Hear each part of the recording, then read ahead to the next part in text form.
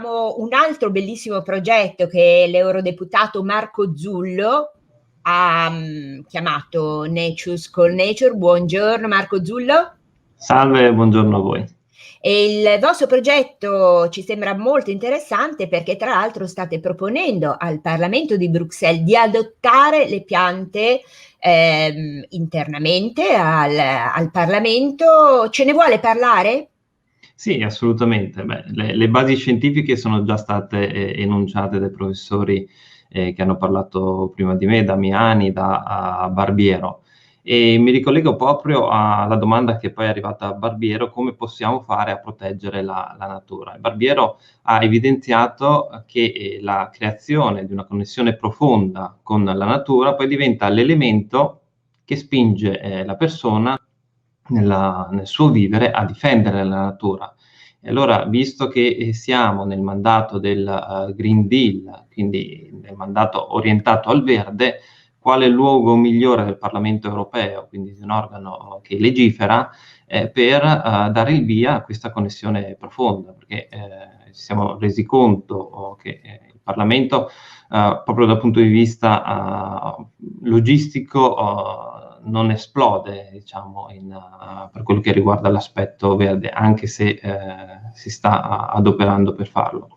Quindi la nostra proposta, elaborata assieme al mio ufficio e a Green Archon, spin-off dell'Università di Bologna, è quella di andare a creare questa connessione profonda all'interno del Parlamento europeo, in una posizione strategica, che è quella definita del cosiddetto terzo piano, perché è il crocevia di tutti coloro che vivono quell'istituzione, che siano funzionari, che siano politici, che siano portatori di interesse. In questa posizione avvengono quei contatti, quelle discussioni, quei confronti che poi si riversano nella procedura legislativa. Allora, di nuovo, se coloro che sono adoperati a questa funzione sono privi di questa connessione, ci siamo detti com'è possibile che poi possano in qualche modo legiferare nel profondo per proteggere la natura. E quindi, per dare l'esempio, ci sembrava il minimo proporre al Parlamento europeo di andare a mettere questa natura nella condizione migliore per poi legiferare nel miglior modo possibile. Ecco, voi avete anche un rendering perché non tutti sono stati al Parlamento europeo e quindi è possibile magari fare una corsa all'interno per vedere come l'avete immaginato. Ok, se intanto che lo mandiamo lei lo vuole commentare. Sì, assolutamente. Ok. Se Paolo, la regia dice che se va il video non lo può commentare, ma comunque intanto lo facciamo vedere un attimo. È molto breve, quindi poi possiamo farlo subito. Ok, grazie regia. Respirare è il nostro bisogno primario più importante. Noi respiriamo 15.000 litri di aria al giorno. L'aria è indispensabile per la nostra vita, non possiamo farne a meno. Scusate, abbiamo avuto un problema di... non è questo il rendering di Marco Zullo. Nel caso lo recuperiamo dopo e lo mettiamo infine in registrazione, Marco, non c'è nessun problema. Quindi l'obiettivo è quello anche di creare una specie di collegamento tra il mondo che produce le piante e chi poi le sceglie e le va a installare, giusto? Come avviene questo link? Sì, allora assolutamente il progetto non è fatto così, diciamo, solo sull'onda emotiva, ma è un progetto studiato in modo approfondito, anche perché essendo poi al nord, nel nord Europa, le condizioni di luce, di temperatura e via dicendo sono diverse dalle nostre, quindi poi la selezione delle piante dovrà essere molto attenta affinché poi tutto renda al meglio. Ad oggi stiamo interagendo con gli uffici del Parlamento per capire poi dal punto di vista pratico quale possa essere la procedura operativa migliore e pubblica per riuscire a dare il via a questa iniziativa in modo concreto.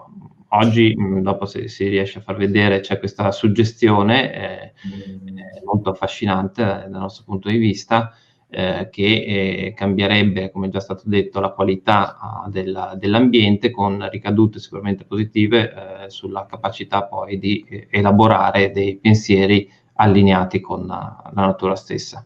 Certo, ecco, quello è un primo step, perché poi state anche ragionando di come far calare questo progetto che ricordiamo si chiama Nature Calls Nature anche in Italia.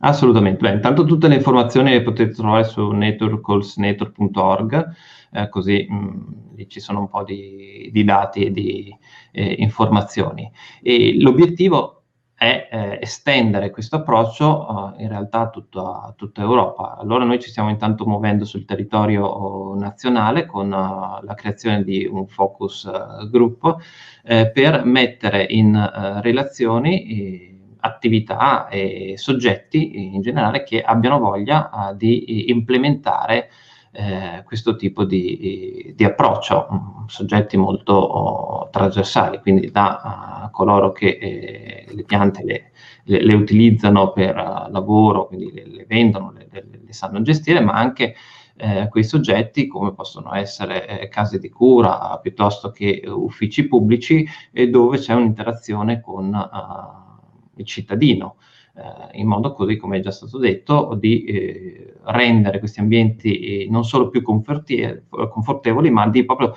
stimolare quella capacità propria di ognuno di noi poi di reagire nel modo migliore. Quindi magari, se pensiamo a una struttura sanitaria, avere dei tempi di recupero più rapidi, uno stress psicologico minore, e tutto quello che i professori prima di me hanno spiegato molto, molto bene. Certo.